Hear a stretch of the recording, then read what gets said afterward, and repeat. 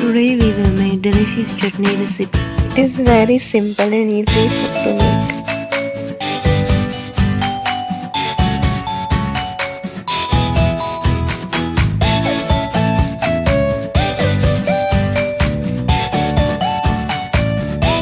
In the mixture, take grated coconut,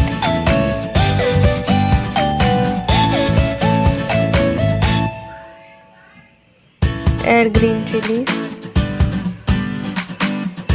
coriander, tamarind, garlic, salt. Add water and make a fine paste.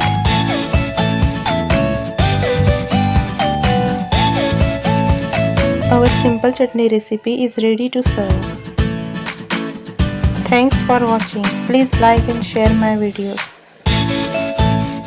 Please subscribe my channel for more delicious recipes.